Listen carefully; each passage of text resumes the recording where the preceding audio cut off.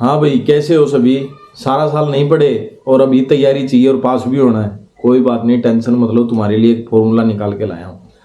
10th class वाले बच्चों के लिए बेसिक फॉर्मूला, वैसे सभी यूज कर सकते हैं इसको, लेकिन बोर्ड को एनालाइज करके मैंने ये बनाया हुआ है। बिल्कुल सीधा और आसान सा तरीका है, लेकिन अगर जो बच्चे हड़बड़ाहट में हैं, जल्दी में, वो वीडियो को स्किप करके जा सकते हैं, क्योंकि शांति से पूरी बात सुनेगा उसी को प्रॉफिट होगा। तो जो पूरा वीडियो देखेगा उसको फायदा होने वाला है। जिसको जाना है वो जा सकता है पहले ही। तो स्टार्ट करते हैं। सबसे पहले मैं पेपर के बारे में बता देता हूं तुम्हारे को। अभी जो पेपर होगा तुम्हारा 10th क्लास का जो पेपर होगा, उसमें 40% तो MCQ ही आएंगे। कितना भी हो, मान लो 100 नंबर का पेपर है तो 40 नंबर के MCQ आएंगे। ये क्यों बता रहा हूं? क्योंकि इसी के हिसाब से स्ट्रेटजी बनाई जाएगी, तभी तुम 5 दिन में पास हो सकते हो गारंटी से। जो मैंने रिवीजन का प्लान बनाया है, ये सिर्फ 5 दिन अगर अच्छे से रिवाइज कर लोगे, सारा साल बिल्कुल नहीं पढ़े हो कोई दिक्कत नहीं है, लेकिन ये 5 दिन मेरे हिसाब से अगर पढ़ लोगे तो गारंटीड 100% पास हो जाओगे। नालायक से नालायक बच्चा ही पास हो जाएगा। देख लो, बता देता हूँ। 40 नंबर का पेपर आएगा MCQ टाइप का। 20% केस स्टडी आएगी। केस स्टडी तुम समझते हो, अभी नई चली हुई है, लगभग सभी बच्चों को पता हुआ 10th की। केस स्टडी आती तुम्हारे सिलेबस में से ही है, लेकिन उसको एक समस्या बना करके आपके आगे पेश किया जाता है। ठीक है, मैंने कम से कम 60-70 केस स्टडी सोल्व करवा रखी है, आप दीक्षा एकेडमी चैनल पे जाके देख सकते हैं। तो कंपिटेंसी बेस्ड क्वेश्चन आएंगे। केस स्टडी किसी की भी जो दी हुई है वो सोल्व कर सकते हो। बेस्ट प्रेफर करता हूं मैं NCERT की साइट के ऊपर जितनी भी केस स्टडी है वो डाउनलोड कर लो PDF के फॉर्म में, और बाद में उनको आराम से सोल्व करो डेली के। जो होशियार बच्चे उनकी बात कर रहा हूँ, जो इंटेलिजेंट नहीं है, जिनको 5 ही दिन में पास होना है, वो कंपिटेंसी बेस्ड क्वेश्चन थोड़े कम करें। उसके लिए भी मैं तरीका बताऊंगा, इसी में आगे पता चलता जाएगा।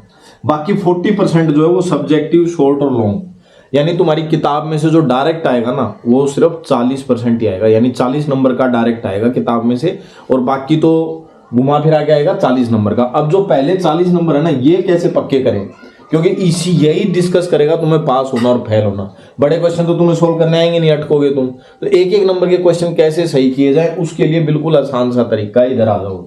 ये है strategy. Bold word. Bold word का क्या मतलब होता है? मैथ में है 15 चैप्टर। 15 चैप्टर में से किताब उठा लो, अभी बैठ जाओ, उठा के बैठो, पेज पलटो, जो भी बोल्ड है, बोल्ड लेटर पे लिखे हुए हैं डार्क में, उनको टिक करते जाओ और एक पेज पे उतारते जाओ, धड़ाधड़ स्पीड से। ठीक है, मुश्किल से आपको 15 मिनट लगेंगे सारे चैप्टर की, सिर्फ बोल्ड बोल्ड उतारते जाओ और करते जाओ। और उनको फिर उनका क्या मतलब होता है वो याद कर लो। गारंटी से 10 नंबर पक्के, 10 नंबर यहीं पे पक्के हो जाएंगे तुम्हारे।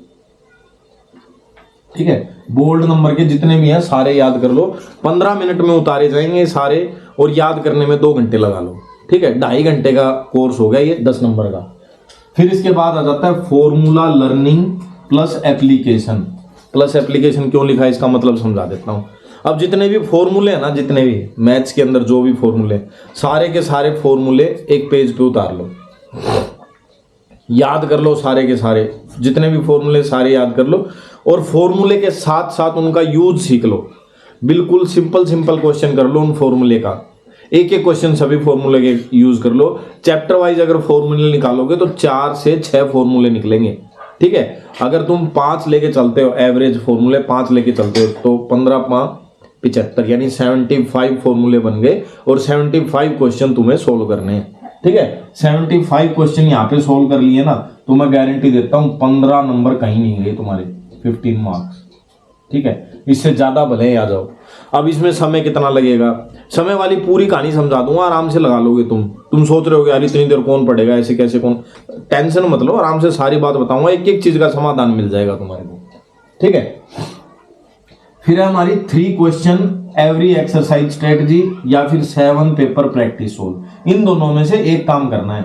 क्या करना है? हर एक्सरसाइज उठाओ, हर एक्सरसाइज में से पहला क्वेश्चन, कोई भी बीच में से एक क्वेश्चन रैंडम, और एक लास्ट का क्वेश्चन। ये 3-3 क्वेश्चन हर एक्सरसाइज के सोल्व कर लो। अगर ऐसा नहीं कर सकते, या ऐसा बहुत जल्दी कर लेते हो, तो फिर 7 क्वेश्चन पेपर और सोल्व कर लो। जो न्यू 2024 यानी 23 और 24 सेशन के जो क्वेश्चन पेपर है, वो प्रैक्टिस कर लो, सोल्व कर लो। एक क्वेश्चन पेपर सोल्व करने में तुम्हें 3 घंटे लगेंगे। आधे घंटे का आराम लो बीच में, फिर 3-3 घंटे का। एक दिन में कम से कम 3 क्वेश्चन पेपर सोल्व करो। ठीक है, करना कैसे वो भी बता दूंगा, टेंशन मतलब। तुम सोच रहे होगे यार 9 घंटे हो गए, 9 घंटे लगातार बैठ के ड्यूटी कौन करेगा, टेंशन मतलब उसके लिए मैं बता दूंगा। ठीक है, ये हो गया। ये करने के बाद सबसे जरूरी है इवेल्युएशन करना।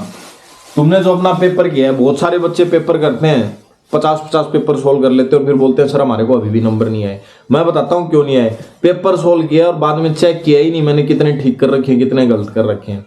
वो ही इंपॉर्टेंट काम है। जो पेपर सोल्व किया ना, एक पेपर को तुम 2.5 से 3 घंटे में कंप्लीट कर लेते हो, तो उस पेपर को चेक करने में कम से कम आधा घंटा लगाओ, कम से कम आधा घंटा, नहीं तो 1 घंटा लग रहा है कोई दिक्कत नहीं है। वो 1 घंटा तुम्हारी 3 घंटे की मेहनत से ज्यादा इंपॉर्टेंट है, क्योंकि तुम्हें पता चलेगा हमें क्या क्या नहीं आता या कहाँ कहाँ पे हम गलतियां कर रहे हैं। 7 क्वेश्चन पेपर सोल्व कर लिए ना अलग अलग, तो ही तुम्हारे को 50% मार्क्स आ जाएंगे। कुछ करने की जरूरत नहीं, समझ गए। 7 पेपर सोल्व किए और बस तुम्हारी हालत बढ़िया। अब मोबाइल बैन कर दो भाई, ठीक है। सबसे बड़ी समस्या आज के दिन मोबाइल। फिर कुछ बच्चे सोचते हैं मोबाइल के लिए तो मना किया है, टीवी देख लेते हैं। टीवी भी नहीं देखना भाई, इंटरनेट भी यूज नहीं करना, इंटरनेट में सब आ जाएगा। अब कई बच्चे अलग अलग गैजेट यूज करते हैं, कोई कुछ यूज करता है, कोई कुछ। नए नए गैजेट लिया बच्चे, वॉच लिए है, ताकि सर ने बोला था भाई मोबाइल यूज नहीं करना तो वॉच यूज करते हैं हम, ठीक है। इंटरनेट यूज नहीं करना भाई, इंटरनेट और टीवी यूज ही नहीं करना, बैन बिल्कुल। इसको इस तरीके से मान लो जैसे हमें पता ही नहीं कि TV ban, TV internet mobile कुछ होता भी है कि नहीं, समझ गए। तो बंद, ये बिल्कुल बंद, बैन। फिर strictly follow of time table. तुम तुम्हारा खुद का टाइम टेबल बनाओ और उसे स्ट्रिक्टली फॉलो करो, स्ट्रिक्टली, ठीक है।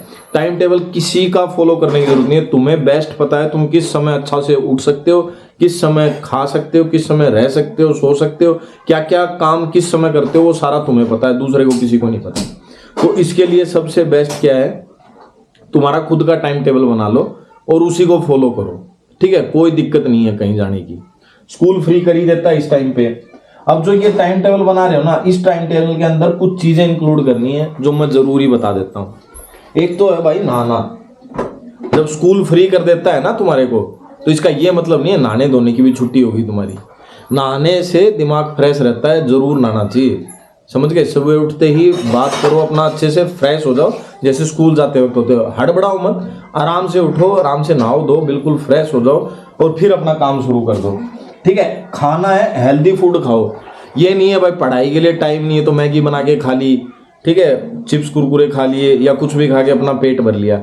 हेल्दी फूड यानी फ्रूट्स, फ्रूट जूस और जो घर का बना अपना देसी रोटी होती है, सब्जी होती है, वो चीजें, ठीक है।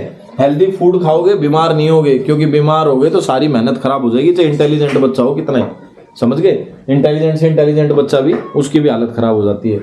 पानी पियो पर्याप्त मात्रा में, ठीक है। अगर जमीन का पानी पीते हो तो सबसे बेस्ट है। जमीन का पानी नहीं पीते तो ग्लूकोज मिलाओ थोड़ा पानी के अंदर, वो पीते रहो, जिससे एनर्जेटिक लेवल तुम्हारा अच्छा रहेगा।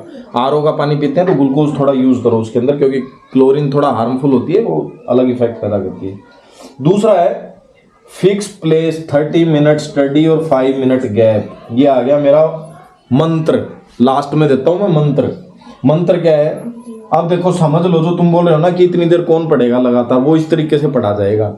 जो बच्चा दृढ़ संकल्प होता है जिसका, यानी विल पावर स्ट्रोंग होती है, वही पास हो सकता है। भले सारा साल ना पढ़ाओ, लेकिन विल पावर अगर स्ट्रोंग है ना तुम्हारी कि हाँ मैं कर लूंगा, then you can do it.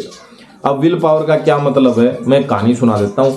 Japan ने एक प्रयोग किया था 30 बच्चों के ऊपर, और उन 30 बच्चों को चॉकलेट दे दी, हर एक बच्चे को एक एक, और बोला भाई जो इस चॉकलेट को टीचर जब आके कहेगा कि खा लो, और जो बच्चा उसको बाद में खाएगा वही अच्छा बच्चा होगा और बाकी सारे नालायक होंगे, ठीक है। इस तरीके से करके चॉकलेट बांट दी बच्चों में। अब कुछ बच्चों ने तो उसी टाइम खोल ली, टीचर की सुनी ही नहीं। ऐसे धीरे धीरे लगभग सारे बच्चों ने खा ली थी। कुछ 3-4 बच्चे रह गए जिन्होंने नहीं खाई और टीचर का वेट करते रहे। जब टीचर 2-2.5 घंटे के बाद आया तब ज्यादातर बच्चों ने वेट कर करके खा ली थी। जो 3-4 बच्चों ने नहीं खाई थी उनके ऊपर रिसर्च की गई, उनका पूरा जीवन एनालाइज किया गया। बाद में पता चला कि वो बड़े बड़े आदमी बने, अच्छा नाम कमाया, अच्छी पोजीशन पे गए, अच्छा पैसा कमाया उन्होंने, क्योंकि वो विल पावर के स्ट्रॉन्ग थे। जो उन्हें करना है वही करना है। तो यहाँ पे विल पावर क्या हो गई, एक तो तुम्हारा बना लो फिक्स प्लेस, 5 दिन के लिए एक जगह बना लो, आराम से सोच लो 5 मिनट 10 मिनट मुझे कहाँ बैठना है। बाद में नहीं सोचना फिर कि नहीं यार ये जगह अच्छी नहीं है यहाँ बैठूंगा, ये जगह अच्छी नहीं है यहाँ बैठूंगा, ऐसा नहीं। एक ही बार सोच लो कि मेरे को कहाँ बैठना है, फिर बाद में उसी जगह पे बैठना है, उससे हिलना डुलना ही है कहीं पे भी।